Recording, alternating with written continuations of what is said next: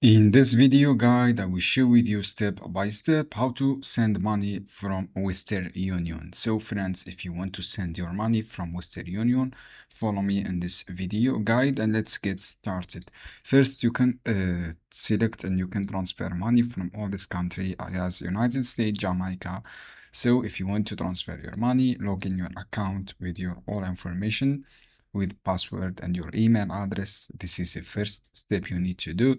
After logging your account, you look for send option, the send option, and then choose your amount you want to transfer. For example, 100 euro or 1000 euro, and then you can transfer through a bank transfer or through cash or through debit card or Google Play. For example, if you want to transfer bank transfer, click bank transfer and then write your bank transfer details, select your domestic payment or pay payment, and then you will receive an email to confirmation your transfer or send. You can also send with credit card. Just select credit card, write your all details from your credit card, and then choose your amount you want to transfer.